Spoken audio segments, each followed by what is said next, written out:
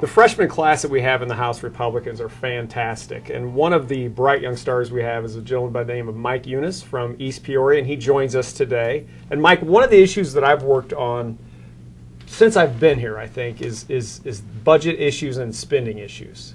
And I came up with something last year that I called the fiscal charter, which basically did something that it institutionalized spending restraint. And what I mean by that is it makes it harder for Springfield to spend your money. If you send a dime, if you send a nickel there, they'll spend a dime, that type of thing. So as long as people can introduce bills without worrying about how to pay for them, it's just going to be way too easy to spend your money. So I had this charter. I talked to the governor. I talked to people on the speaker's staff.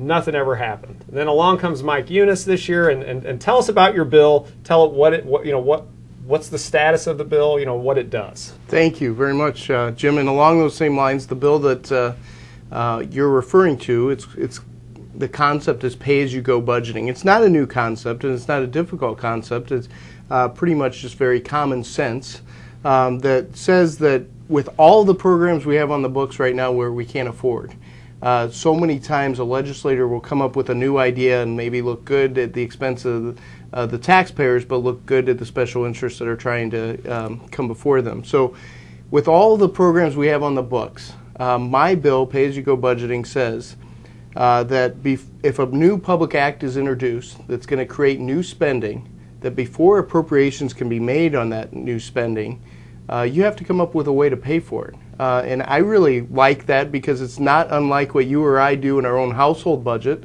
It basically says that if we want to go out and buy something in our household budgets, we have to first, number one, find out how much is it going to cost, and number two, how are we going to pay for it? And when I talk to people back home in the district, and they, I explain the bill to them, and they say that's great, and then the next question they look at me and they say, "You mean you're not doing that already?" And surprisingly enough, no, we're not. So it is amazing, and the concept of teaming in the expenditure or the cut, bringing them in together is something that, like you said, people just assume that you're doing.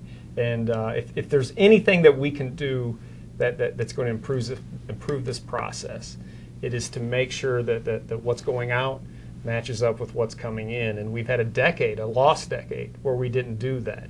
So tell us about the status of the bill. Where is it? What's Absolutely. happening with it? Well, it passed out of committee, which I was thrilled to be able to get it out of committee.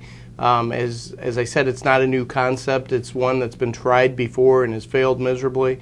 1 year did not even get out of committee. 1 year did get out of committee but failed on the House. So I'm very excited that we got it out of committee. I did take it to the House floor. It passed on the House floor and is now in the Senate. And who's carrying it in the Senate, do you know? The Democrat senator from my district, Senator Dave Kaler, has pledged his support to it.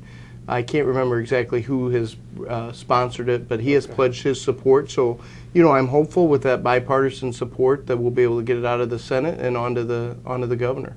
All right. Well, thanks for bringing the bill, and good luck. Well, thank you very much.